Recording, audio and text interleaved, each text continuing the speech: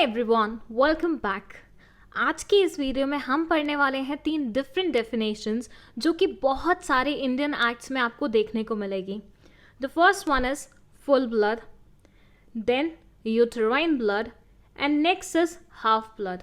सो ये तीनों डेफिनेशंस हम इस पर्टिकुलर वीडियो में कवर करने वाले हैं विद एग्जाम्पल्स। सो इस वीडियो को एंड तक देखिए ताकि अगर आपको कभी भी ये किसी भी एक्ट में देखने को मिले तो आप फट से उसका मतलब समझ जाएं। Let's begin. सबसे पहले हम समझते हैं फुल ब्लड की डेफिनेशन को। See, according to Hindu marriage act जो डेफिनेशन है वो बोलती है 2 persons are said to be related to each other by full blood when they are descended from a common ancestor by the same wife। अगर इस definition को देखें तो आपको बहुत टिपिकल और बहुत डिफिकल्ट लग रही होगी, लेकिन अब आपको इसका मतलब पता चलेगा तो आपको लगेगा इट वाज सो सिंपल। सी, एक एग्जाम्पल लेते हैं। ये है मिस्टर एक्स। मिस्टर एक्स ने की शादी मिस वाई से। सो मिस्टर एक्स और मिस वाई अब क्या हो गए हैं? कपल हो गए हैं, हस्बैंड वाइफ हो गए हैं। अब इस कपल को हुए 2 बच्चे जिनका नाम है चुन्नू मुन्नू।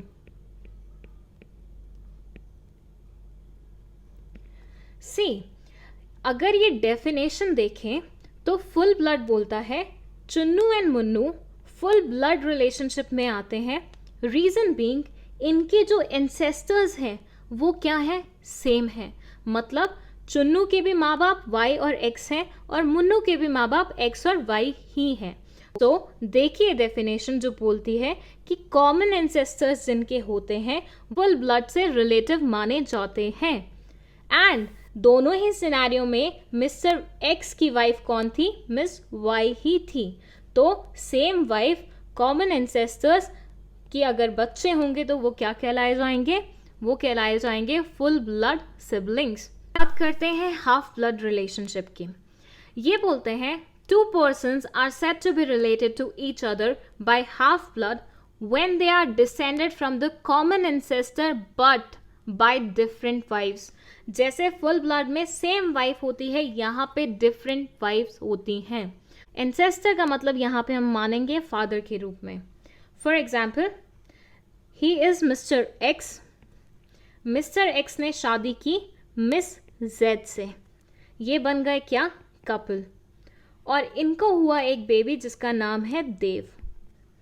अब हुआ ये कि मिस्टर एक्स और मिस जेड की बनी नहीं और इन्होंने आपस में क्या ले लिया? डिवोर्स ले लिया।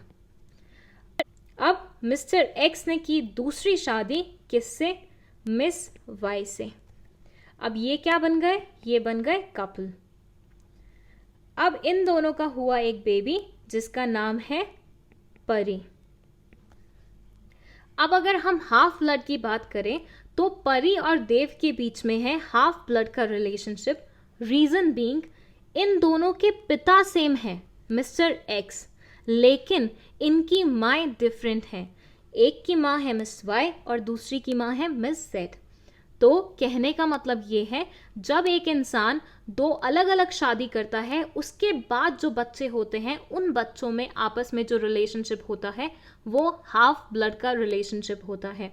रीजन बीइंग हाफ सेम हो गया फादर का ब्लड, लेकिन मदर का ब्लड क्या हो गया? डिफरेंट हो गया। सो ये है हाफ ब्लड की डेफिनेशन।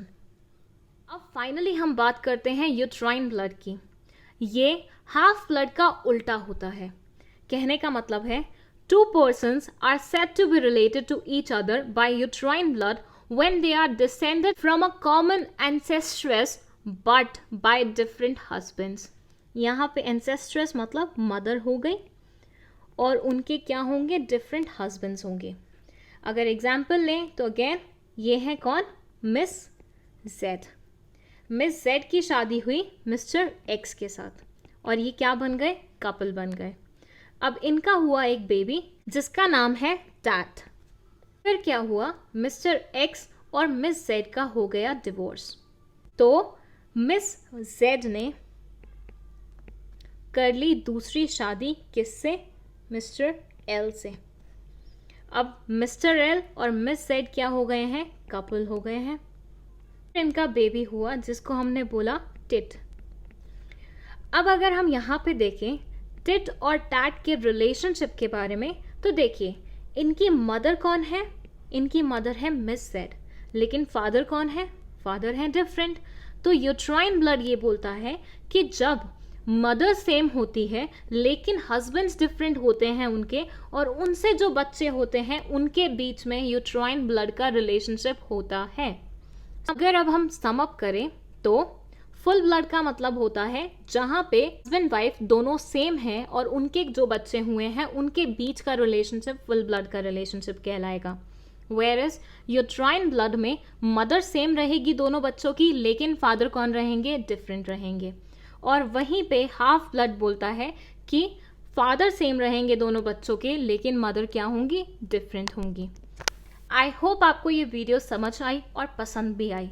अगर ऐसा है हिट द लाइक बटन और चैनल को सब्सक्राइब कर लीजिए, क्योंकि यहाँ पे आने वाली हैं आप लोगों के लिए बहुत सारी इंटरेस्टिंग वीडियोस।